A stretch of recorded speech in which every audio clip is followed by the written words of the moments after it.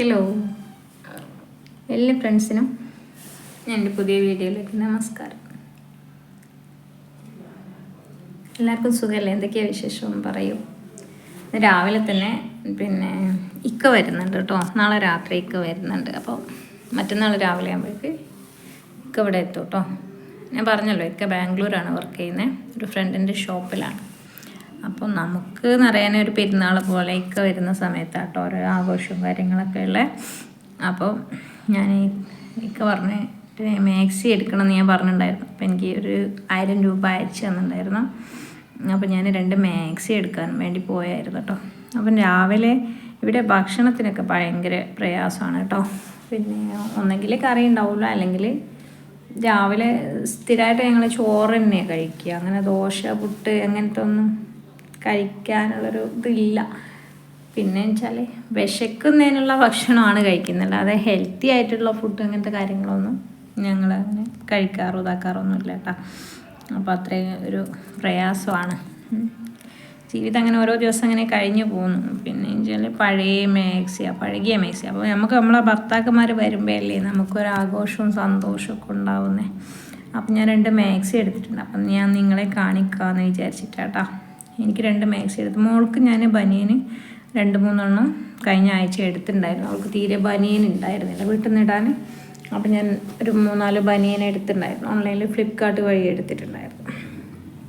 അപ്പോൾ നമുക്കിപ്പോൾ തീരെ ഇല്ലെന്ന് വിചാരിച്ച മക്കളെ ഡ്രസ്സ് അടിക്കാതെ ഒന്നും നടത്തിക്കാൻ പറ്റില്ലല്ലോ. മക്കളുള്ളതിനനുസരിച്ച് വാങ്ങിച്ചു കൊടുക്കണം. നമ്മളെ മക്കൾക്ക് നമ്മളല്ലേ വാങ്ങിക്കൊടുക്കുക. അപ്പം അങ്ങനെ വാങ്ങിക്കൊടുത്തിട്ടുണ്ടായിരുന്നു. അപ്പോൾ പിന്നെ മോൾക്ക് ഇന്ന് ഞാനൊന്നും എടുത്തിട്ടില്ല. മോനക്ക് തീരെ പാൻറ് ഉണ്ടായിരുന്നില്ല. അവൻ വീട്ടിൽ നിന്ന് ഈ ഹാഫ് ട്രൗസറാണ് യൂസ് ചെയ്യുക. അപ്പം പുറത്തേക്കൊക്കെ പോകുമ്പോൾ വലിയ മോനായില്ലേ, 10-14 വയസ്സായല്ലോ. അപ്പം ഒരു 2 വലിയ പാൻറ് വാങ്ങിച്ചു. മോന് വീട്ടിൽ നിന്ന് ഇപ്പം പാൻറ്റാണ് യൂസ് ചെയ്യുന്നത്. അപ്പം പാൻറ് വാങ്ങിച്ചു. അപ്പം എനിക്ക് 2 മാക്സിയും വാങ്ങിക്കാമെന്ന് വിചാരിച്ചു. മാക്സി ഞാൻ നിങ്ങളെ കാണിക്കാം കേട്ടോ. ഇതാണ് കേട്ടോ മാക്സി. ഒന്ന് ഇതാണ് കേട്ടോ. നിങ്ങൾ പറയും കേട്ടോ, അഭിപ്രായം പറയും, ഭംഗിയുണ്ടോന്ന് കേട്ടോ. എനിക്കങ്ങനെ നോക്കിയെടുക്കാനൊന്നും അറിയില്ല. കുറേ നോക്കിയിട്ട് കിട്ടിയതാണ് കേട്ടോ ഈ മാക്സി. ഒന്നിതാണ് കേട്ടോ. ഞാൻ പ്രത്യേകിച്ച് ഷോളോ അങ്ങനത്തെ ഒന്നും വാങ്ങിയിട്ടില്ല കേട്ടോ.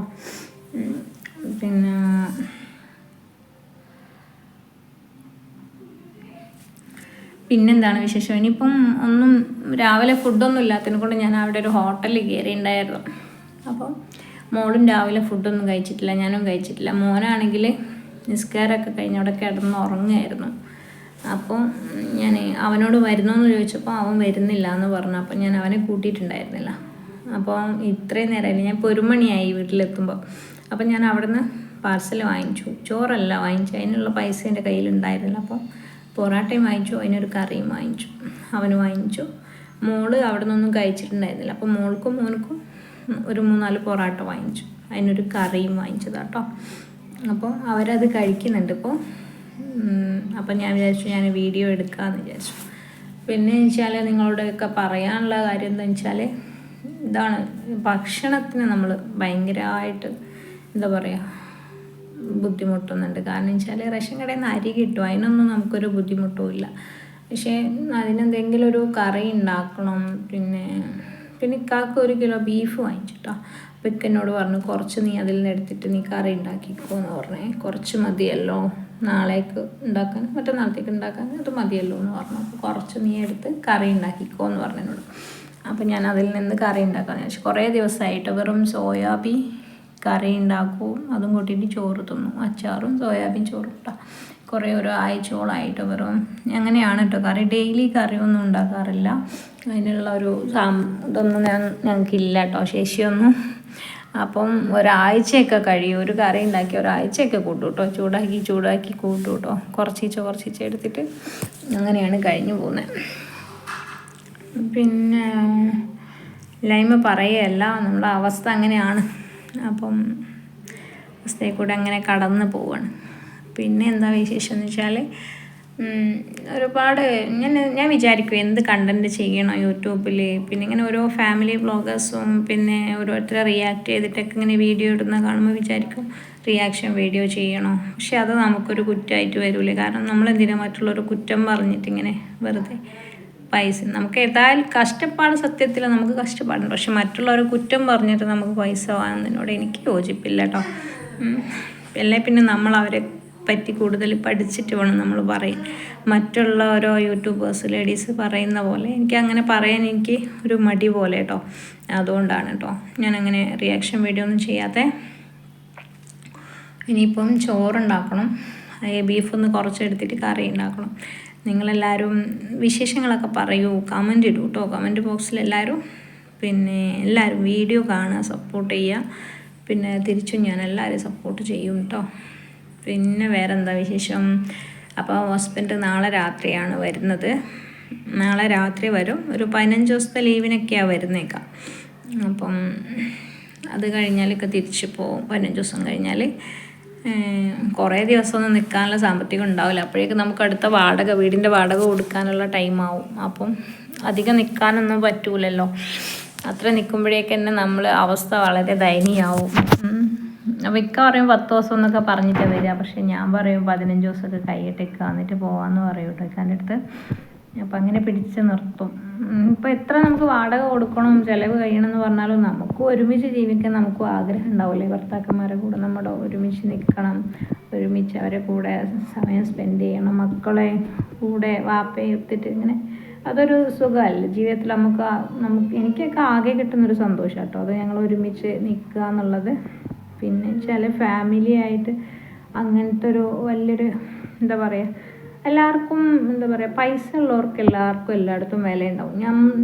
ഞങ്ങളെ ഇന്നത്തെ സാഹചര്യം അനുസരിച്ച് ഞങ്ങൾക്കൊന്നുമില്ല. അപ്പം ഞങ്ങളുടെ കൂടെ ആരും ഇല്ല കേട്ടോ, അതാണ് സത്യം. പിന്നെ ഇക്കാൻ്റെ വീട്ടുകാർ വിളിക്കും, ഉമ്മാക്കും ഉപ്പാക്കും വരാനൊന്നും പറ്റില്ല. പിന്നെ ചില വാപ്പാക്കും ഉമ്മാക്കും സുഖമില്ലാത്ത കാരണം വരാൻ പറ്റൂല. ഞങ്ങൾ അങ്ങോട്ട് പോയി കാണാറുണ്ട് കേട്ടോ. ഇക്ക വന്ന സമയത്തൊക്കെ അവർ താന്നൂരായതുകൊണ്ട് ഇവിടുന്ന് കുറച്ച് ലോങ് ഉണ്ടല്ലോ പോവാൻ.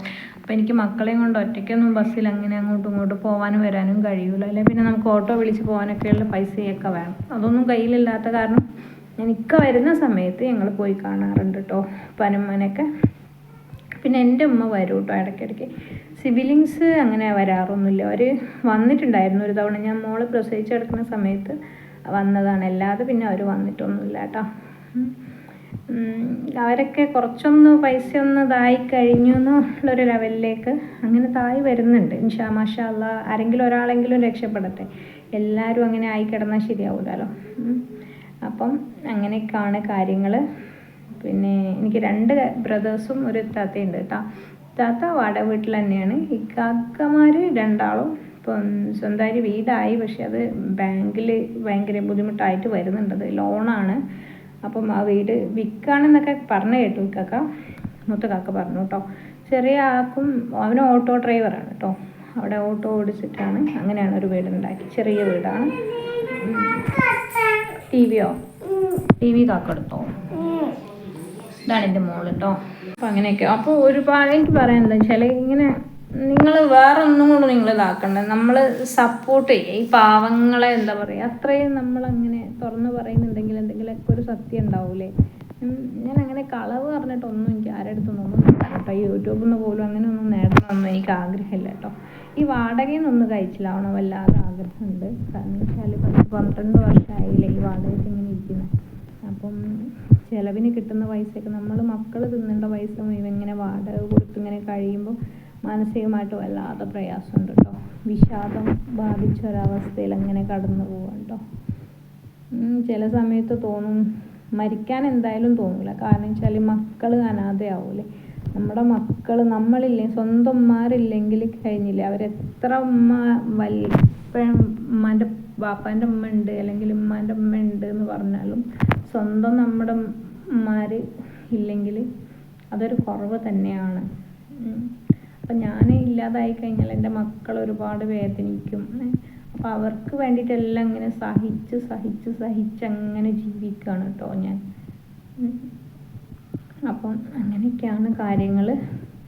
അപ്പം എല്ലാവരും എന്താ പറയുക, പ്രയാസങ്ങൾ മനസ്സിലാക്കിയിട്ട് സപ്പോർട്ട് ചെയ്യുക കേട്ടോ എല്ലാവരും. എനിക്കത് മാത്രമേ പറയാനുള്ളൂ. നിങ്ങളടുത്ത് ഞാൻ റിക്വസ്റ്റ് ചെയ്യാണ്, വീണ്ടും റിക്വസ്റ്റ് ചെയ്യാണ്. നിങ്ങളെൻ്റെ വീഡിയോ മുഴുവനായിട്ട് കാണണം. പിന്നെ ഒരുപാട് എന്നെപ്പോലെ ഒരുപാട് പാവപ്പെട്ട യൂട്യൂബേഴ്സ് ഇതിലുണ്ട് കേട്ടോ. അവരൊക്കെ ഇപ്പോൾ ഒരു ലെവലിലൊക്കെ എത്തിയില്ലേ, അത്യാവശ്യം അൽഹംദുലില്ലാ ചെറിയൊരു ഇതിലേക്കൊക്കെ എത്തിയിട്ടുണ്ടെങ്കിൽ അത് നിങ്ങളുടെ സപ്പോർട്ട് കൊണ്ട് തന്നെയാണ്. അപ്പം നിങ്ങൾ എന്നെ എൻ്റെ അവസ്ഥ മനസ്സിലാക്കി നിങ്ങളും എന്നെ സപ്പോർട്ട് ചെയ്യുമെന്ന് ഞാൻ വിചാരിക്കുകയാണ്. അപ്പം അതുകൊണ്ടാണ് ഞാൻ എൻ്റെ കാര്യങ്ങൾ നിങ്ങളുമായിട്ട് ഷെയർ ചെയ്യുന്നത്. അപ്പോൾ നിങ്ങൾ സപ്പോർട്ട് ചെയ്യുക കേട്ടോ. മാനസികമായിട്ട് മെൻ്റലി ഒരുപാട് ഞാൻ വീക്കാണ് കേട്ടോ. അപ്പം അതാണ് ശരിക്കും സംസാരിക്കാൻ പറ്റാത്തൊരവസ്ഥയിൽ ഞാൻ എത്തി. ഇപ്പോൾ ഇങ്ങനെ ചിന്തിച്ച് സ്വയം ഇങ്ങനെ ഒരുങ്ങി ജീവിച്ചേ ഇതിൻ്റെ ഉള്ളിൽ തന്നെയാണ്, എവിടെയും പോവില്ല. ഒരു ഫാമിലി പ്രോഗ്രാം ഉണ്ടെങ്കിൽ പോവില്ല, ഒരു ഫാമിലി ആൾക്കാരുമായിട്ട് ഞാൻ സംസാരിക്കാൻ പറ്റുന്നില്ല, ആരുമായിട്ട് എല്ലാവരെയും വിട്ടൊഴിഞ്ഞിട്ട് ഇങ്ങനെ ഒറ്റയ്ക്ക് ഇങ്ങനെ ഇരിക്കുന്ന ഒരവസ്ഥയുണ്ടല്ലോ, വീടിൻ്റെ ഉള്ളിൽ ഇങ്ങനെ ഒതുങ്ങിക്കൂടി മക്കളും കാര്യങ്ങളും നോക്കി മാത്രം ജീവിക്കുന്നൊരു ലെവലിലേക്ക് ഞാൻ എത്തി. പക്ഷേ എന്നിട്ട് എനിക്ക് മരിക്കാൻ എനിക്ക് തോന്നിയിട്ടില്ല കേട്ടോ, ഒരിക്കൽ പോലും തോന്നിയിട്ടില്ല. കാരണം വെച്ചാൽ എന്താ പറയുക, വല്ലാതെ ചില സമയത്ത് ഞാൻ വല്ലാതെ മാനസികമായിട്ട് ഞാൻ തളർന്നു പോകാറുണ്ട് കേട്ടോ. പിന്നെ അപ്പം എനിക്കിങ്ങനെ തോന്നും, പിന്നെ ഞാനിങ്ങനെ മാത്രമേ വിചാരിക്കുകയുള്ളൂ.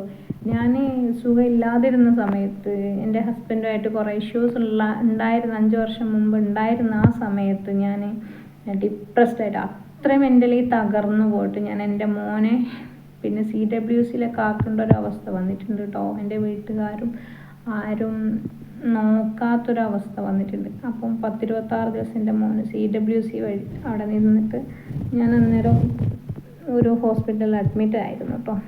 ഞാൻ എൻ്റെ വീട്ടിലല്ല ആ സമയത്ത് ഉണ്ടായിരുന്നത്, ഞാൻ കോഴിക്കോട് അന്നീഷി എന്ന് പറഞ്ഞൊരു സ്ഥാപനത്തിലായിരുന്നു കേട്ടോ ഞാൻ ഉണ്ടായിരുന്നത്. ഒരു രണ്ട് മാസത്തോളം ഞാൻ അവിടെ തന്നെ ആയിരുന്നു.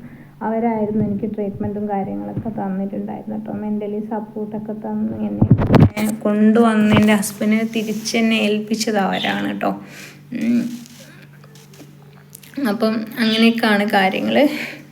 അപ്പം എല്ലാവരും അത് കഴിഞ്ഞ് സപ്പോർട്ട് ചെയ്യുക, എല്ലാവരും വീഡിയോ കാണുക, സബ്സ്ക്രൈബ് ചെയ്ത് സപ്പോർട്ട് ചെയ്യുക കേട്ടോ. അപ്പം അത്രയൊക്കെ പറയാനുള്ളൂ കാര്യങ്ങൾ. വേറെ നല്ലൊരു വീഡിയോ ആയിട്ട് ഞാൻ വീണ്ടും വരാം.